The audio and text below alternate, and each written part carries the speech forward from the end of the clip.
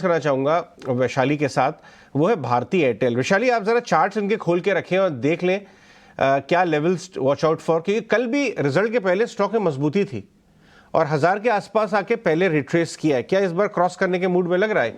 ये मीठे मीठे चलता है स्टॉक धीरे धीरे। मैं एक बार सौमित हमारे रिसर्चर हैं, वो बताएंगे हमें कि क्या उम्मीद करनी चाहिए नंबर्स में इस बार, फिर आपके पास लौटता हूं। बताइए सौमित। कंसोलिडेटेड बेसिस पर अगर हम देखें तो भारतीय एयरटेल के जो रेवेन्यूज है वो करीब 2% हायर हो सकते हैं on a sequential basis. EBITDA में करीब 1.5% की ग्रोथ एक्सपेक्टेड है। नेट प्रॉफिट में 99% की ग्रोथ एक्सपेक्टेड है on a sequential basis, but वो इसलिए भी क्योंकि शायद इस क्वार्टर में जो टैक्स रेट है वो कम होगा और लास्ट क्वार्टर एक्सेप्शनल लॉस भी था कंपनी के बुक्स में, तो नेट प्रॉफिट के नंबर पे ज़्यादा फोकस ना करके इंडिया मोबाइल बिजनेस जो है वो की बिजनेस है भारतीय एयरटेल के लिए, और उस पर सबसे ज़्यादा फोकस रहेगी स्ट्रीट की। और वहाँ पे अगर आप देखेंगे तो जो रेवेन्यू और एबिटा ग्रोथ है वो 3% की एक्सपेक्टेड है।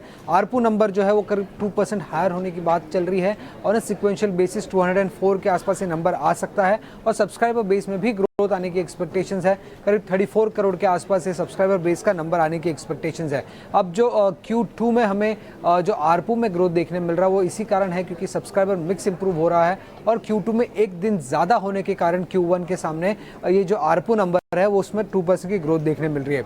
मोबाइल बिजनेस के अलावा अगर आप देखेंगे तो जो एंटरप्राइज बिजनेस है और होम ब्रॉडबैंड बिजनेस है उसमें एक हेल्दी ग्रोथ एक्सपेक्टेड है। होम ब्रॉडबैंड बिजनेस में specially higher number of subscribers के कारण ग्रोथ एक्सपेक्टेशंस है। डीटीएच बिजनेस की अगर हम बात करें तो वहाँ पे एक म्यूटेड सेट ऑफ नंबर्स आने की एक्सपेक्टेशंस है क्योंकि Q1 में आईपीएल का बेनिफिट था और Q2 में वो ना होने के कारण सिक्वेंशियल बेसिस पे एक डिक्लाइन देखने को मिल सकता है। अब एयरटेल अफ्रीका जो भारतीय एयरटेल की सब्सिडरी है उसके नंबर्स आज दिन में आए थे, numbers pretty much in line थे स्ट्रीट एक्सपेक्टेशंस के सामने। थोड़ा बहुत डिक्लाइन हमें देखने मिला था सिक्वेंशियल बेसिस पे, बट वो इसी कारण था क्योंकि डीवैल्यूएशन हुआ था करेंसी में।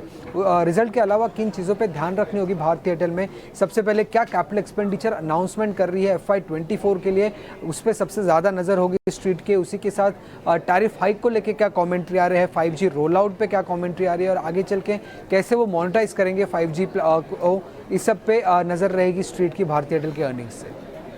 वैशाली, कैसे ट्रेड करेंगे एयरटेल को?